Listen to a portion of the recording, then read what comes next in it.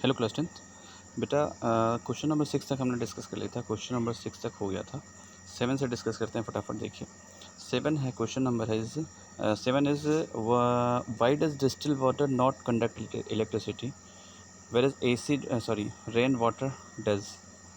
मतलब distil water जो pure water, एक तरह से आप कह लो pure water doesn't conduct electricity. क्यों, ऐसा क्यों होता है? और रेन वाटर जो पानी बरसता है या जो रेनिंग वाटर है वो करता है, उसका क्या रीज़न है? What is the reason behind that?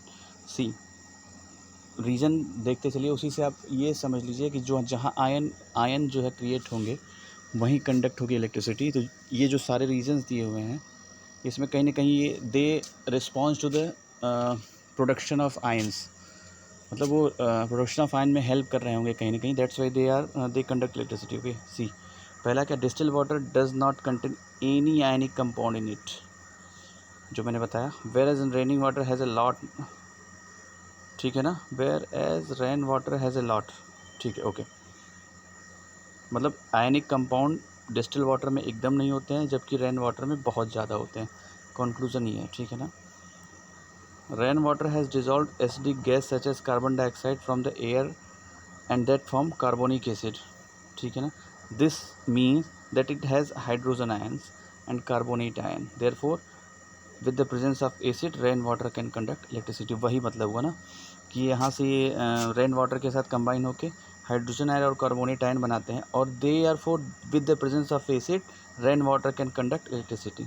Acid के कांटेक्ट में आने पर ये आयन प्रोड्यूस करते हैं और कंडक्ट इलेक्ट्रिसिटी, मतलब कंडक्ट करते हैं। सीधा सीधा मतलब है जहाँ इजली आप आयन जनरेट कर सको, क्योंकि ions mobility of ions or mobility of ions is responsible for the conduction of electricity यहाँ पे। तो ये दोनों तीनों रीजन ये तो दोनों एक ही है। वो जो दो रीजन जो आपको यहाँ मिले, उस सब का कंक्लूजन वही जो मैंने आपसे बताया था कि जो आयन क्रिएट कर ले, तो ये दोनों रीजन आयन क्रिएट करने के लिए ही हैं, ठीक है ना। तो जहाँ आयन आसानी से क्रिएट हो रहा है वो कंडक्ट कर रहा है इलेक्ट्रिसिटी, जहाँ नहीं हो पा रहा है वो नहीं हो, मतलब वहाँ कंडक्शन ऑफ इलेक्ट्रिसिटी थोड़ा सा वीक होता है या नहीं होता है, ठीक है ना। तो ये रीज़न है, ठीक है। अगला क्वेश्चन देखते हैं। Why do acid not show acidic behaviour in absence of water. कोई भी एसिड जो अभी तक हमने पढ़ा है एसिडिक बिहेवियर वाटर के एब्सेंस में नहीं देता, ऐसा क्यों? The acidic behaviour from acid is because of the presence of hydrogen ions, जो हमने बताया था।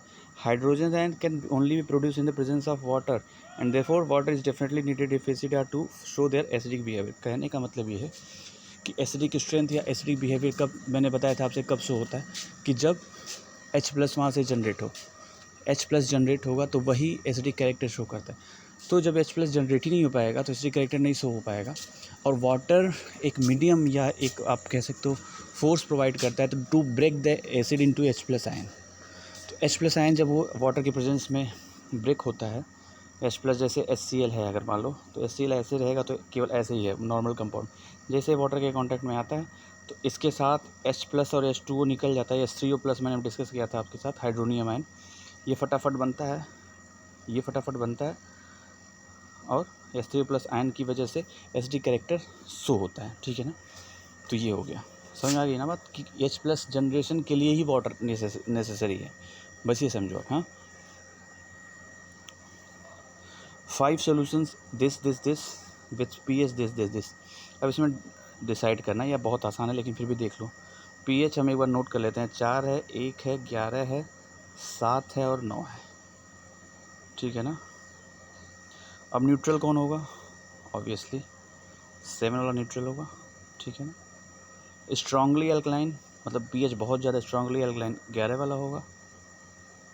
स्ट्रांगली एसिडिक जो सबसे कम pH जिसका होगा 1 वाला होगा।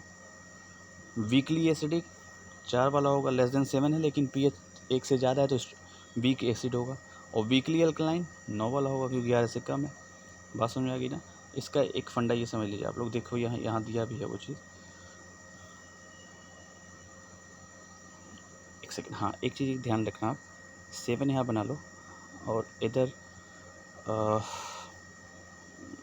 एक सेकेंड,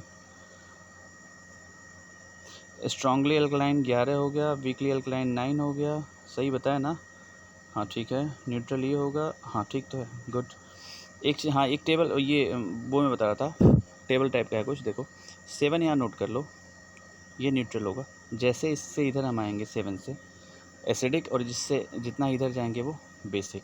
ठीक है, इसी कॉन्सेप्ट में मैंने ये सारी चीज़ पाँचों का मैंने एक्सप्लेन किया। ठीक है ना। अगला क्वेश्चन देखते हैं, question number 10। Equal length of magnesium ribbon और taken in the test tube A and B. दो टेस्ट ट्यूब हैं, इक्वल लेंथ मैग्नीशियम रिबन के लिया गया है। एक में हाइड्रोक्लोरिक एसिड डाला गया है टेस्ट ट्यूब ए में, और दूसरे में एसिटिक एसिड डाला गया। ठीक है ना। Amount of the amount and concentration taken for both the acid are same. जो अमाउंट लिया गया, मतलब दोनों में जो अमाउंट लिया गया है एसिड का वो सेम लिया गया है। अगर 50 ml है तो 50 ml दोनों में, और कॉन्सेंट्रेशन भी सेम है। कॉन्सेंट्रेशन मतलब एक तरह से आप समझो कि number of molecule per unit volume है, हाँ, या पर यूनिट एरिया, यहाँ पर यूनिट वॉल्यूम मानो आप। हाँ, in which test tube will the fizzing occur more vigorously. Obvious सी बात है, फिजिंग वहाँ ज़्यादा तेज़ी से होगा जहाँ की एसिडिक स्ट्रेंथ ज़्यादा होगी। तो HCl is more acidic than acetic acid. I told you in the previous classes कि ये जो मिनरल एसिड होते हैं वो ऑर्गेनिक एसिड के कंपैरिजन में स्ट्रांग होते हैं। तो इस ऑर्गेनिक एसिड के स्ट्रांग होने की वजह से इसमें मैग्नीशियम रिबन या मैग्नीशियम रिबन यहाँ यूज़ हुआ है, उसका फिजिंग ज़्यादा होगा।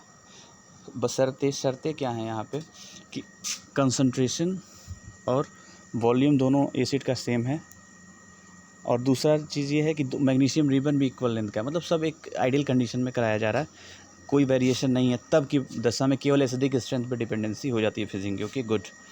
Next one, fresh milk has a pH of 6।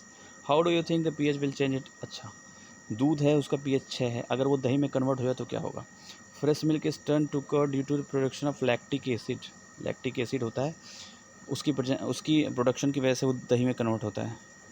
Lactic acid reduces the pH of the milk. उसका pH क्या करेगा, वो घटाएगा, क्योंकि दूध अगर नॉर्मली देखा जाए तो मतलब 6 के करीब है, तो लगभग न्यूट्रल के करीब है, स्लाइटली एसिडिक है, हल्का सा एसिडिक है, 7 से थोड़ा सा कम है, 6 है तो। लेकिन जब वो और खट्टा हो जाता है, दही में कन्वर्ट हो जाता है, तो उसका pH 6 से भी क्या होगा, कम हो जाएगा। यहाँ तक करिए, नेक्स्ट क्लास में आगे करेंगे। Thank you.